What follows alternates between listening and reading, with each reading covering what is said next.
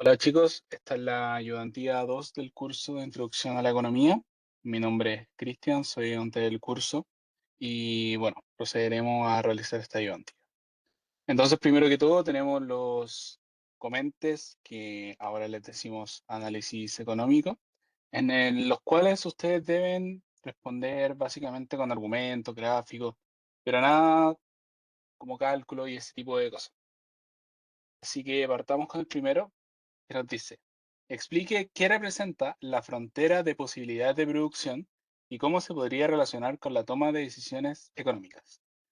Primero que todo, la frontera de posibilidades de producción, básicamente lo que nos dice es cuánto puede producir una persona, o bien también se puede ver como cuánto puede consumir una persona.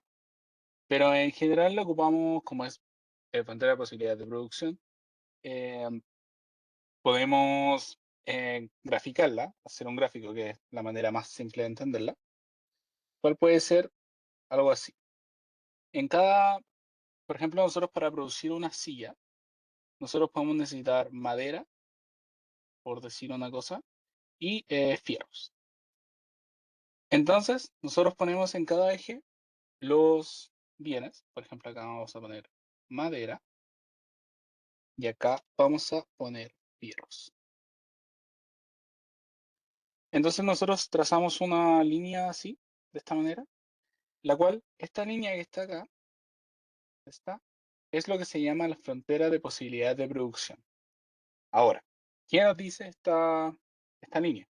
Nos dice que nosotros podemos producir hasta quedar en estos puntos de acá. Eso sería usar nuestra mayor capacidad. Es decir, que si yo me ubico por acá afuera, por ejemplo en ese punto es un punto inalcanzable. No puedo llegar a ese punto porque no tengo los recursos para hacerlo. Y si me ubico en un punto como más adentro, este punto sí es alcanzable, pero no es eficiente, ya que puedo ocupar un poquito más de insumos y producir más pegado o más cerca o incluso en la frontera de posibilidades de producción. Entonces, ese punto que les dije está acá, este punto es alcanzable, pero no es eficiente. Esa es la distinción que hacemos. Entonces, yo voy a querer pararme en cualquier punto que esté en la línea, que esté en esta línea, acá, acá, acá, acá, etcétera, en cualquier punto.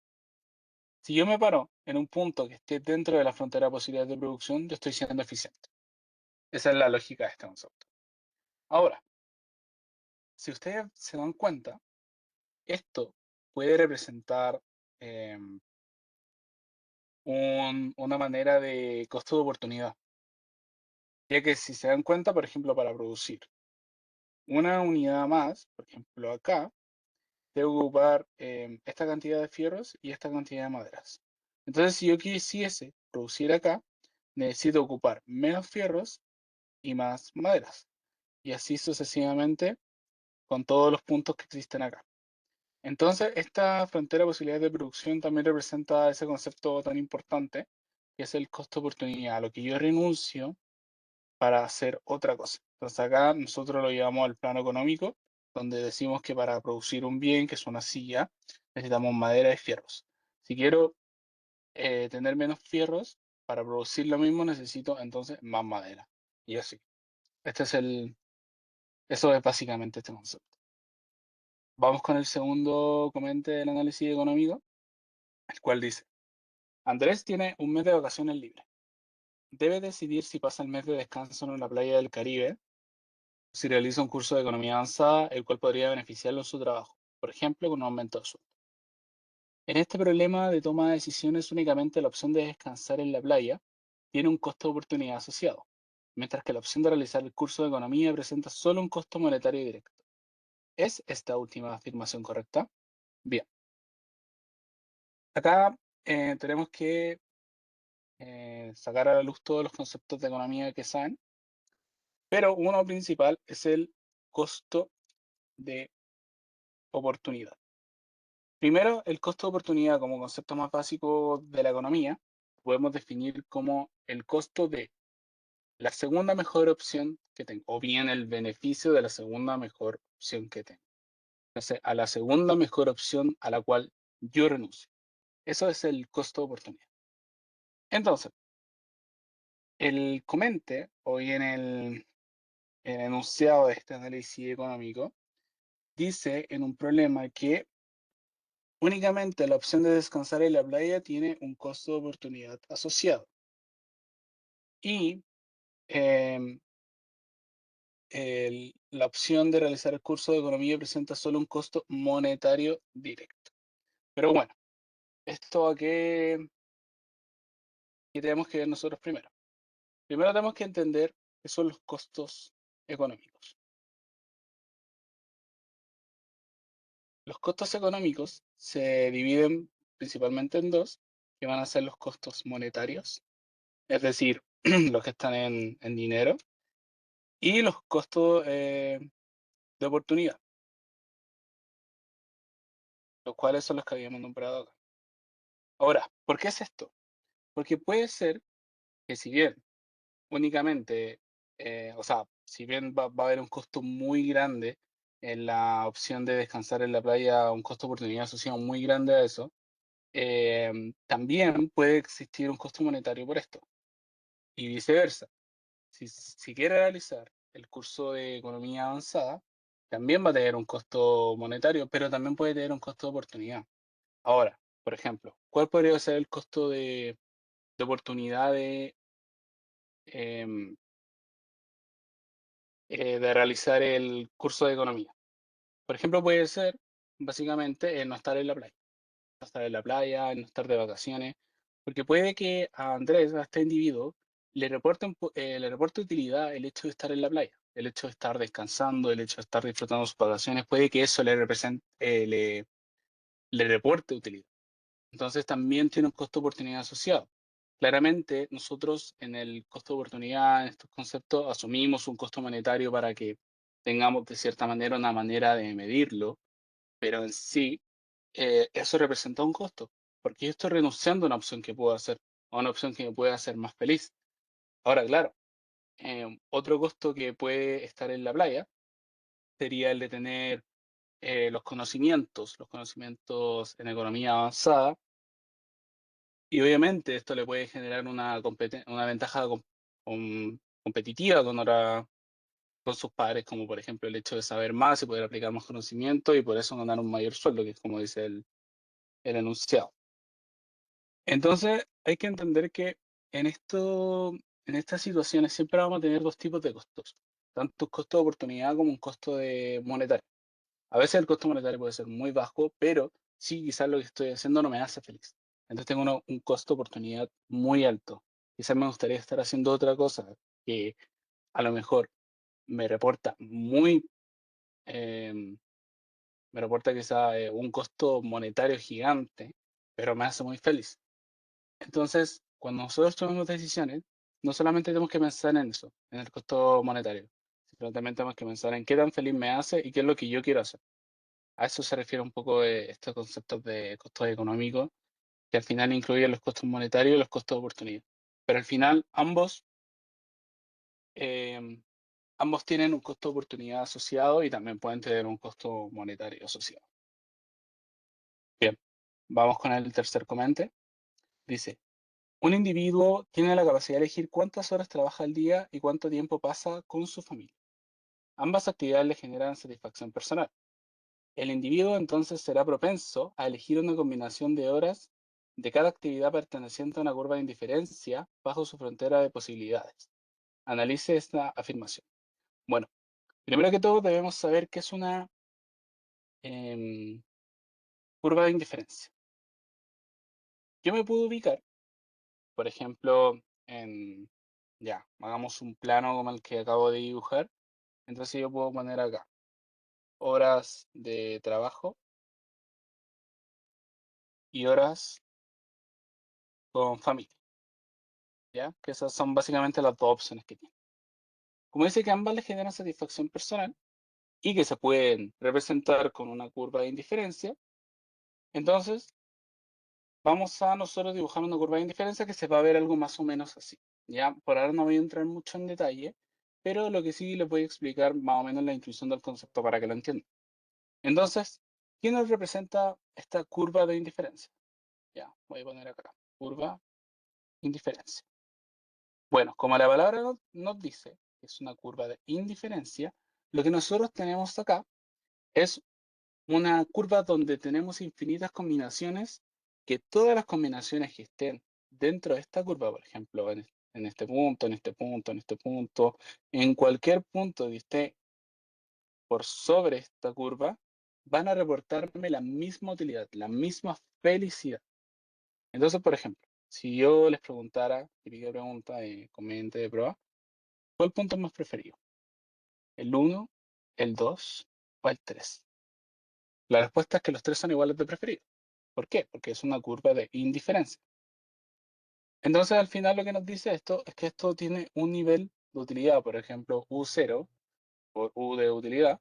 Que entiendan la utilidad antes de meternos como en temas más, como más específicos que ya vienen del curso de introducción a la micro.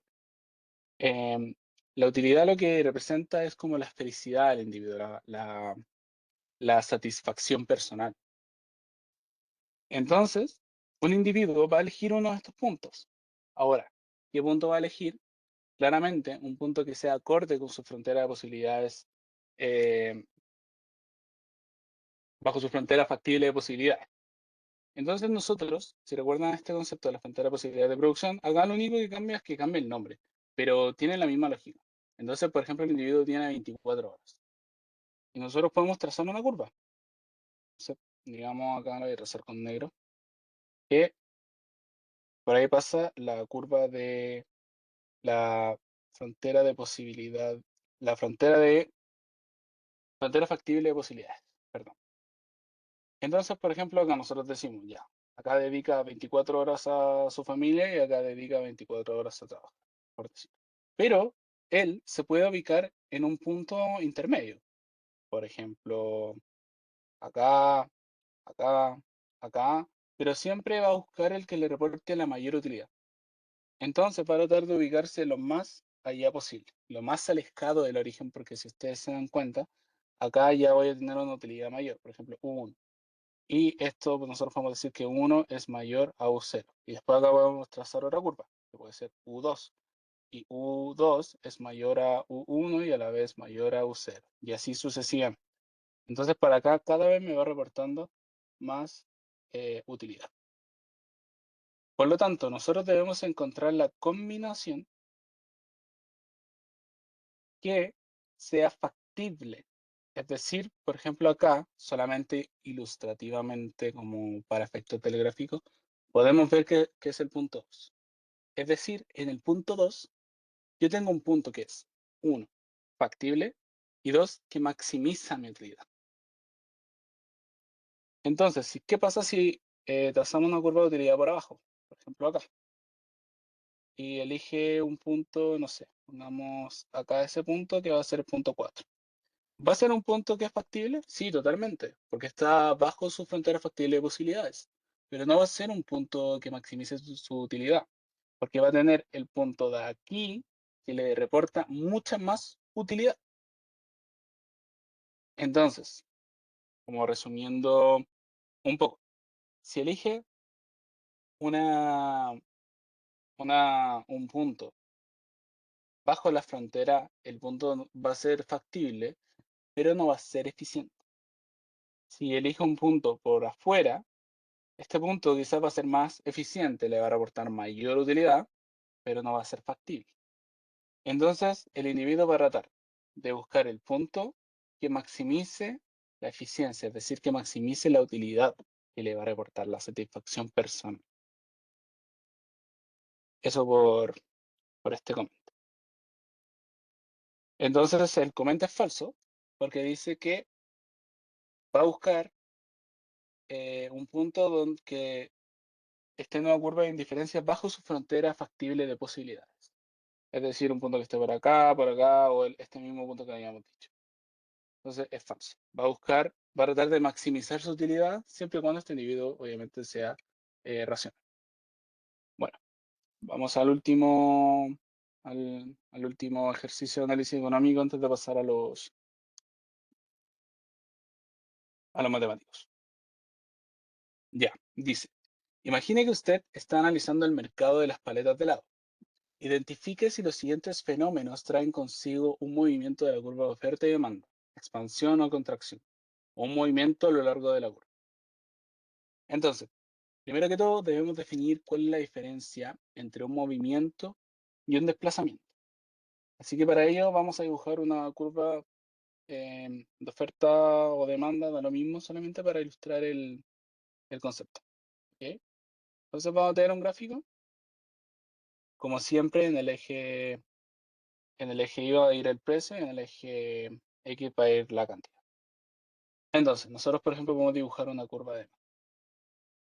Cuando nosotros hablamos de un movimiento de la curva de demanda, nos referimos a que, por ejemplo, nosotros estamos en el punto A, que va a ser este punto A, a este precio, ¿ya?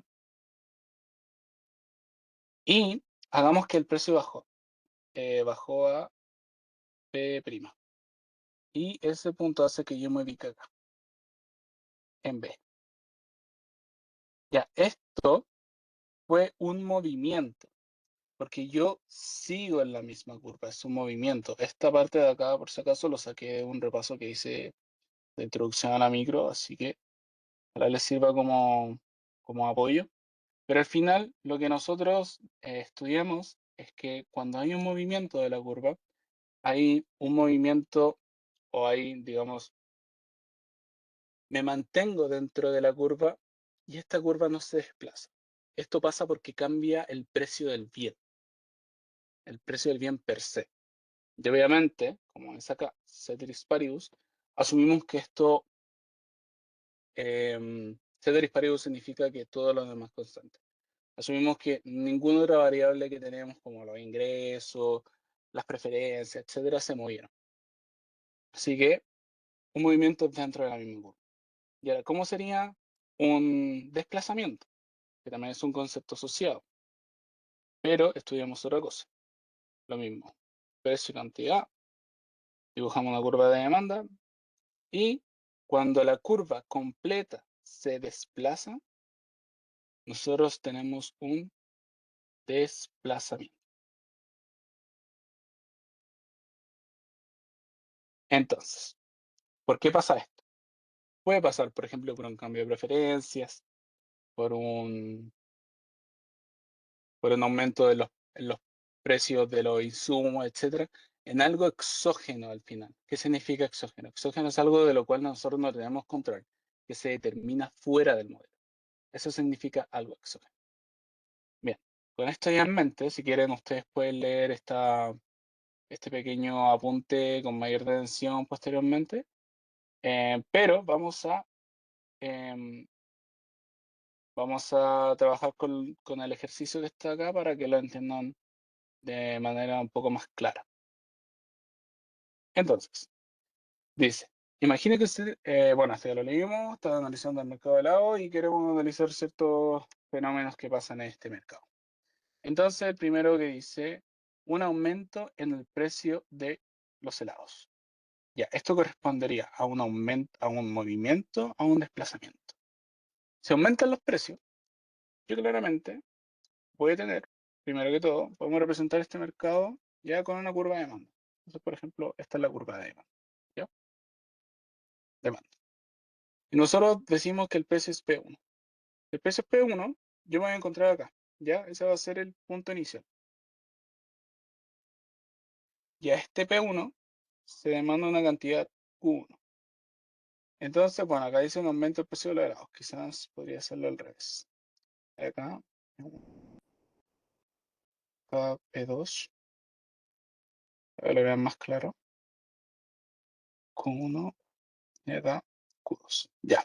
Entonces nosotros nos encontramos en el punto inicial, que ahora sería este de acá, y nosotros vemos enfrentado un aumento del precio. Entonces asumamos que de P1 pasamos a P2, es decir, de P1 pasamos a P2, y esto hizo que haya un movimiento dentro de la curva. Es decir, llegamos acá, este va a ser el punto final. Nos movimos dentro de la curva. hubo un movimiento, como dice acá, a lo largo de la curva. Esto significa que las preferencias no cambian, solamente cambió el precio, y ya que la ley de demanda dice que a mayor precio yo demando menos, acá, como enfrento mayor precio, voy a demandar menos. Por ende,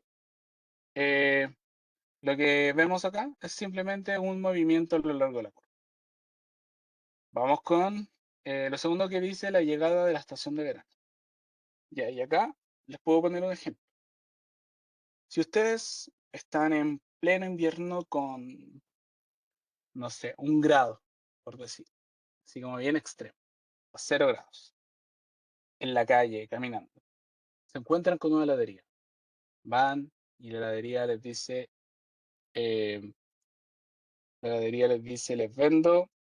em, les vendo un helado a 1.500 pesos. ¿Ustedes lo comprarían? Bueno, la verdad es que yo me la pensaría 2 veces. No sé si pagaría 1.500 por un helado. Ahora, si les dicen que ese mismo helado vale en invierno, estamos asumiendo en invierno, ya, invierno. Ese mismo helado que vale 1.500, ahora vale 400 pesos. ¿Lo comprarían? A lo mejor sí, muy probablemente sí, porque ya es un precio más bajo, pero al final, si ustedes se dan cuenta, en invierno yo un, no tengo un gran incentivo a comprar helados, porque estoy, estoy en invierno, al final no tengo una disposición a pagar tan grande, no es como que me muera por un helado porque al final afuera hace frío. Pero veamos qué pasa en verano. Entonces, aquí yo no lo compraría, pero aquí sí.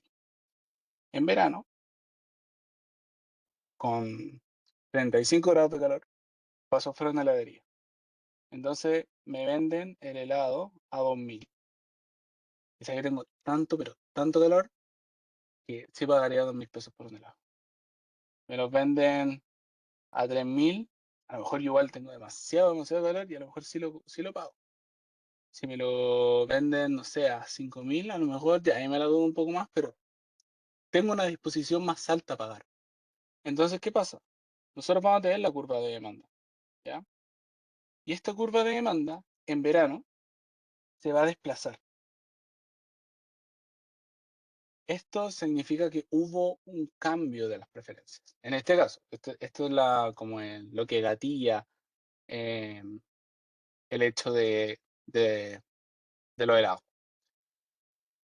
Entonces, ¿qué pasa acá? Hay un movimiento, una expansión, perdón, un desplazamiento de la curva, es decir, hubo una expansión de la demanda. Eso es lo que pasa. Al final, ¿por qué fue? Por un cambio de preferencia. ¿Ya? Entonces ya tenemos estos dos listos. Vamos con la 2 sobre la oferta. Dice, un aumento del precio de los palitos de helado. Bueno, como ustedes sabrán, los palitos de helado son un insumo y un productor no controla el hecho de que suba o baje el precio de los palitos de helado, ya que solamente es un insumo que utiliza para producir. Por ende, nosotros podemos graficar la curva de oferta, donde tenemos cantidad y precio. Y nosotros, por ejemplo, decimos que subió el precio del insumo que fue los palitos de helado. Por ejemplo, vamos a decir que antes cada palito valía 10 pesos, ahora va a valer 20 pesos.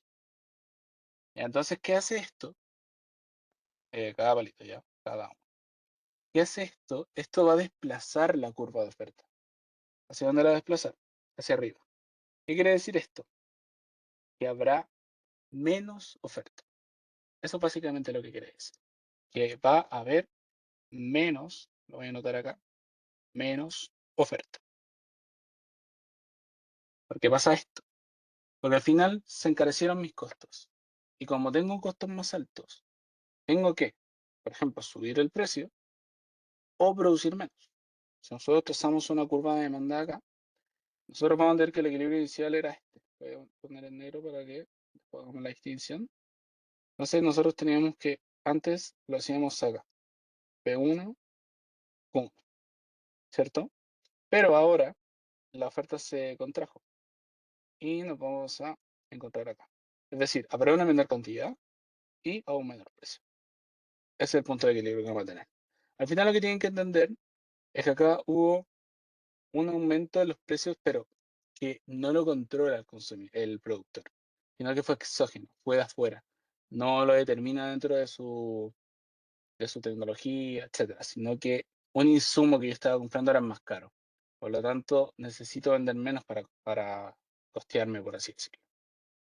¿Ya? Y por último vamos a analizar el último caso, que es una disminución en el precio de los helados, ¿ya? Entonces tenemos la curva de oferta y acá nosotros vamos a tener que, por ejemplo, el precio estaba acá, vamos a poner P1, y a este precio se ofertaba esto, Q1. Ya, pero ahora hagamos que baja el precio y nos ubicamos ahora en P2. Entonces a P2 nosotros vamos a demandar Q2. Pero si se dan cuenta, con el medio del asunto, que nosotros pasamos del punto 1 al punto 2, pero dentro de la misma curva. Entonces acá lo que hubo fue básicamente un movimiento a lo largo de la curva, porque seguimos en la misma curva. Seguimos acá. Bueno, eso fue la parte de análisis económico. Ahora vamos con la parte de análisis económico y numérico. Ya chicos, vamos con la primera parte del análisis económico y numérico. Entonces acá tenemos el enunciado, lo voy a leer. Dice, supongamos que Michela se encuentra en periodo de exámenes y entre todos los exámenes que debe rendir se encuentra el ramo de Introducción a la Economía. Es por esto que Michela debe decidir cuántas horas dedicará a estudiar para este ramo. Imagina que si estudia 10 horas, tiene una calificación de 80 puntos. Entonces, hablemos eso. Mira, voy a sumar una hoja acá. Ya, entonces dice que si estudia 10 horas, obtiene 80 puntos. Ya, entonces dice, ¿cuántas horas de estudio adicionales necesitaría para obtener una calificación de 90 puntos si la relación entre horas de estudio y calificaciones es lineal? Entonces con esto solamente lo que tendríamos que hacer es una simple regla de tres.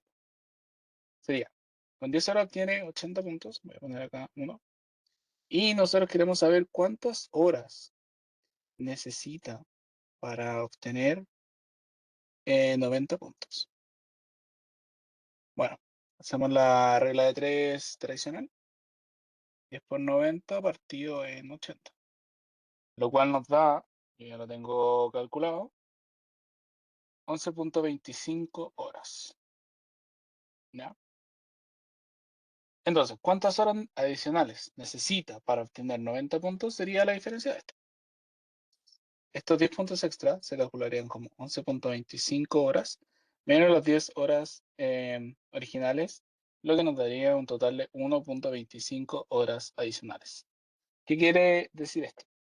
Quiere decir que, porque la pregunta es, ¿cuántas horas de estudio adicionales necesitaría para obtener una calificación de 90 puntos?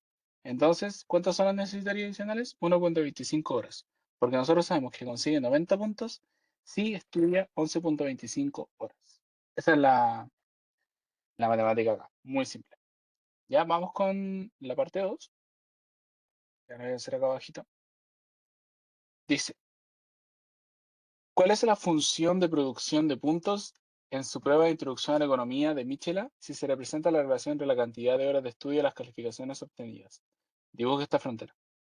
Bueno, como decía el enunciado, em, esto es lineal. Entonces lo que nosotros vamos a tener es una relación lineal. ¿Cómo lo podemos definir? Podemos definir que el puntaje que va a tener va a depender de una variable que va a ser las horas. ¿Ya? Y esto va a tener una pendiente. Entonces nosotros necesitamos encontrar cuál es esta pendiente, cuál es este M. Nosotros, como sabemos, M lo podemos calcular, en este caso, como sabemos que la cantidad de puntos que obtiene son 80 cuando estudia 10 horas. Entonces, como esto es lineal, ¿cuántos puntos obtiene por hora? Lo cual sería 8. Entonces, la función que va a representar el puntaje en función de las horas que estudie sería 8 puntos cada hora. Esa sería la función como de producción, en este caso, de la estudiante. Vamos con la parte 3. Ahora bien, a diferencia del escenario anterior, Michela obtiene 95 puntos y estudia durante 15 horas. Ah, perdón, acá me faltó graficar. ¿Ya? Bueno, ¿cómo sería esto? Esta es la parte 2, por si acaso. ¿Cómo sería esto? Nosotros acá podemos poner horas estudio y acá podemos poner puntaje. Porque como sabemos, el puntaje depende de las horas de estudio. Como es una relación lineal, podemos poner esto. Esa es su función de producción. Y acá, por ejemplo, podemos encontrar el 80, ¿ya? Si estudia 10 horas y si estudia un total de 11,25, obviamente esto no está a escala, es solamente ilustrativo, puede sacar 90 puntos. Yes. Bueno, perdón, que se me había olvidado graficar. Ya vamos con la 3, que dice, ahora bien, se diferencia del escenario anterior. Mitchell obtiene 95 puntos y estudia durante 15 horas. ¿Cuántas horas adicionales podría estudiar manteniendo la eficiencia académica para obtener 100 puntos? Acá también tenemos que hacer una regla de 3, pero ahora queremos saber eh, em, con cuántas horas obtendría 100 puntos. Así vamos a hacer el mismo ejercicio, ¿ya? De la regla de 3.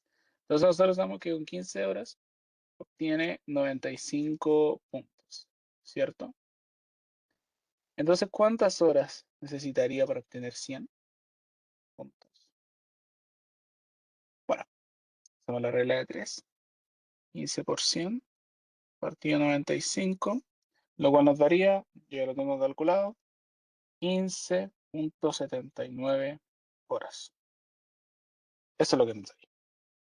¿Ya? Entonces, para que ella saque la calificación de 100 puntos, necesitaría estudiar 15,79 menos 15 horas, lo cual nos daría 0,79 horas adicionales. Bueno, es la misma lógica de la parte 1, así que solamente le cambiamos los parámetros. Y ahí vamos con el cuarto, y dice, ¿cuál sería la productividad marginal de una hora extra de estudio cuando el nivel actual de estudio es de 15 horas?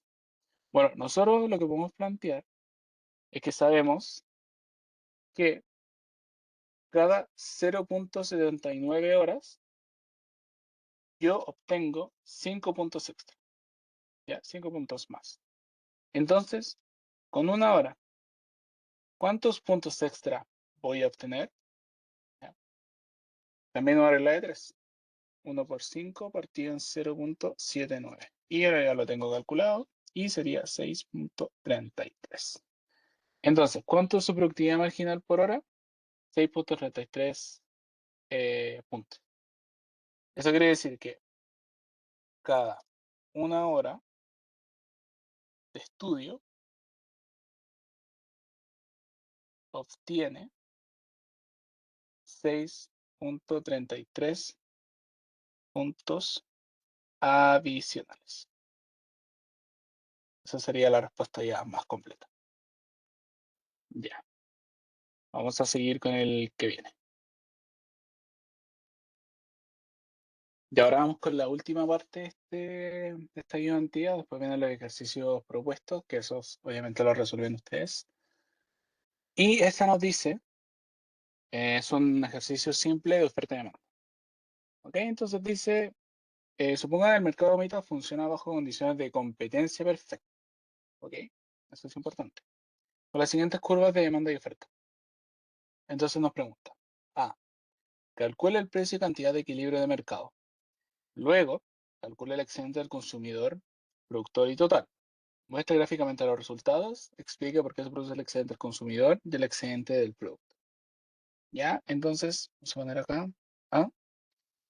Primero que todo, nosotros para encontrar el equilibrio en un mercado, como tenemos tanto las curvas de oferta y demanda, lo único que tenemos que hacer es igualarlas. Porque al final, gráficamente, lo que nosotros buscamos es esto. Nosotros vamos a tener la curva de oferta, la curva de demanda, y nosotros buscamos ese punto al medio que nosotros le llamamos equilibrio. Eso es lo que nosotros buscamos. ¿Ya? Entonces, ¿cómo lo hacemos? Igualamos tanto la oferta como la demanda, que son las que tenemos acá. Ahora sí, por ejemplo, acá sale una D y una O, en la cual es de oferta y demanda. Nosotros, ¿cómo identificamos cuál es cuál? Básicamente, la curva de demanda siempre va a tener pendiente negativa. ¿Por qué pasa esto? Porque la ley de demanda nos dice que a mayor precio, perdón, sí, a mayor precio, menor cantidad demandada, lo cual se cumple acá. Si hay mayor precio, menor cantidad demandada. Lo contrario ocurre con la curva de oferta, porque la ley de oferta nos dice que a mayor precio, mayor es la cantidad de la cual yo voy a querer ofertar, que es justamente lo que pasa. ¿Ok? Entonces es el truco para, o bien la manera para identificar cuál es la curva de oferta y la curva de demanda, porque puede que en un ejercicio no les pongan ni la D ni la O, y a ustedes les pidan identificar cuál es oferta y cuál es demanda. Así que igualamos, simplemente. Sería 128 menos 4QD igual a 32 más 2Q. Bueno, borrémosle los superíndices porque acá da un poco lo mismo, porque al final queremos encontrar el equilibrio, entonces va a ser un punto en común. Y podemos igualar los índices, dejarlo como en Q solamente. Entonces, ¿qué hacemos? El 32 lo pasamos restando, nos quedaría 96. Y el menos 4Q lo pasamos sumando, nos quedaría 6Q. Lo cual, si hacemos la división, nos dejaría que el Q de equilibrio sería 16. Es decir, la cantidad de equilibrio es 16. ¿Ya? Tenemos, por otro lado, que el precio, ¿ya? Para obtener el precio podemos reemplazar este 16 en cualquiera de las dos funciones. ¿En cuál? En la que ustedes quieran, en la que se vea más fácil, qué sé yo. Yo les recomiendo siempre reemplazarla en ambas para ver que esté bien hecho el ejercicio. Si en ambas les da el mismo resultado, el ejercicio está hecho correctamente en el cálculo. Entonces lo voy a reemplazar en la de oferta. Sería 32 más 2 por 16. Lo cual esto nos da un precio de 64. Es decir, 64 es el precio de equilibrio. ¿Cómo se vería esto? Matemáticamente. Sería así. Tenemos en el eje Y el precio, en el eje, en este eje la cantidad. Entonces dibujamos una curva de oferta, una curva de demanda. Tenemos el equilibrio, que sería, en este caso, la cantidad sería 16. Y el equilibrio del precio sería 64. Entonces, aquí ya tenemos una curva de un gráfico de oferta y demanda bastante básico. Pero nos piden más cosas. Nos dice, calcule el precio y cantidad de equilibrio de mercado. Eso lo tenemos. Luego calcule el excedente del consumidor, productor y total y muestre gráficamente los resultados. Ahora, nosotros, ¿cómo sabemos cuál es cada excedente? Al final nosotros sabemos que la parte de arriba, de acá, voy a poner acá un negrito, que toda esta parte de arriba que está sobre el equilibrio, todo esto se llama excedente de consumidor. Ya les explico por qué. Y la parte de abajo que está acá se llama excedente de producto. Ya, les explico por qué. Piensen ustedes, ¿a cuánto se demanda la primera unidad?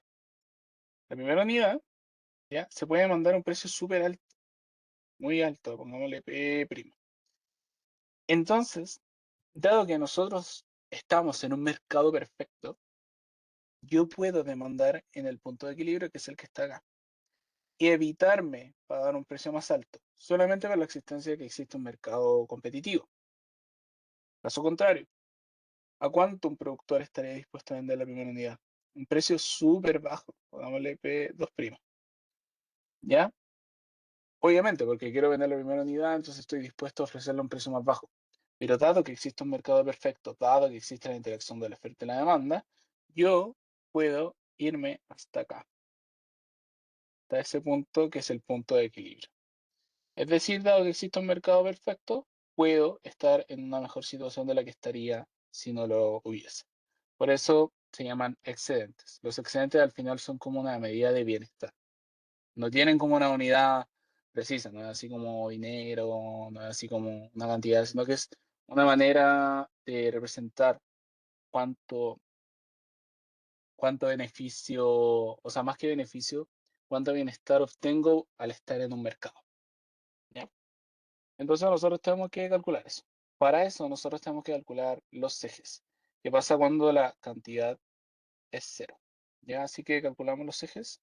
Ya como lo hacemos, nos vamos a cada curva y evaluamos cuando es cero. Entonces, ¿qué pasa cuando la cantidad es cero en la demanda? Nos queda que el precio es igual a 128.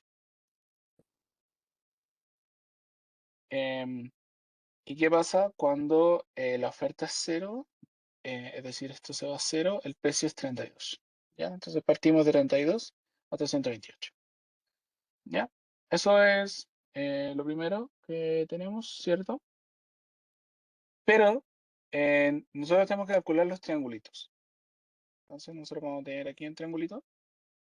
Va a ser este de aquí. ¿Ya? Eso es con un poquito más así. ¿Ya? Que este es el excedente, como les digo, de consumidor. Ya lo voy a pintar. Y vamos a tener también el excedente de productor. Y la suma de esos va a ser el excedente total. ¿Ya? Así que calculamos. Esto es un simple triángulo. Entonces sería, recuerdan que el área de un triángulo es base, disculpen, ¿ya? Voy a poner acá área, triángulo, es igual a base por altura partido 2. Entonces tenemos acá que sería 128 menos 64.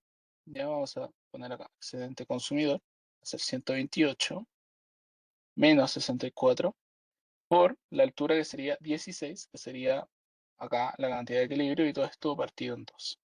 ¿Ya? Al final nos queda que el excedente de consumidor es 512. Vamos con el excedente productor. El excedente productor se va a calcular de la misma forma, pero al revés. 64 menos 32, que sería esta parte de acá, que sería la base, por la altura, que sería 16, que sería toda esta parte de acá, partido en 2. Nos queda finalmente que el excedente de productor es igual a 256. ¿Cuánto es la suma de esto? Es decir, el excedente total sería el excedente de productor más el excedente de consumidor, lo cual sería 512 más 256, lo que nos da un total de 760. Bueno, ya respondimos a esto totalmente, porque se produce el excedente de consumidor y el excedente de productor, y es básicamente por lo que les decía. Si yo me encuentro acá, en este punto de ahí, yo a ese punto voy a demandar una unidad a un precio muy alto, mucho mayor a 64, pero existe un mercado perfecto. Este mercado perfecto hace que yo me encuentre un poco más acá. Lo mismo con el producto. Yo la primera unidad estoy dispuesto a venderla a un precio muy bajo, pero dado que existe un mercado perfecto, la puedo vender a ese punto que, como les digo, es el punto de equilibrio. Ya, vamos con la segunda parte y última de esta idea, tío. Se descubre que la humita es adictiva y tiene efectos nocivos a la salud. Entonces, buscando disminuir el consumo de humitas, el gobierno decide cobrar un impuesto de 18 pesos a los productores por cada humita producida. Calcule la nueva cantidad de equilibrio en conjunto con el precio pagado por los consumidores y el pago recibido por los productores. Bueno, ¿qué pasa cuando nosotros nos enfrentamos a un impuesto? Pasa algo muy interesante. Primero que todo, nosotros debemos sumar este impuesto a los productores. Entonces tenemos que la nueva curva de oferta va a ser PO igual a 32 más 2QO más el impuesto, ya que este impuesto nosotros sabemos que es 18. ¿Ya? Y haciendo la suma de esto nos quedaría, ¿ya? Vamos a ponerle prima para que se diferencie de la anterior. ¿Ok? Entonces acá nosotros tenemos entre comillas voy a poner muy entre comillas, después lo voy a explicar por qué, la nueva oferta. Muy entre comillas. Ya. Entonces, ¿qué pasa acá? Vamos a calcular el nuevo equilibrio. Si ustedes recuerdan, era 128 menos 4Q, que era la demanda, igual a 50 más 2Q. Ya pasando a términos, nos quedaría esto y finalmente nos quedaría que el Q es igual a 13. ¿Ya? Esta es la cantidad de equilibrio con el impuesto. Si se dan cuenta, ya pueden verlo ustedes, el impuesto hace que se disminuya la cantidad de equilibrio. Es decir, la cantidad que se demanda y la cantidad que se produce. Pero, ¿qué pasa acá? Que tanto el consumidor como el productor van a percibir un precio distinto. ¿Por qué? Reemplacemos. Tenemos que reemplazar este 13 en la curva de demanda. Se nos quedaría que la demanda, perdón, el precio va a ser 128 menos 4 por 13. ¿Ya?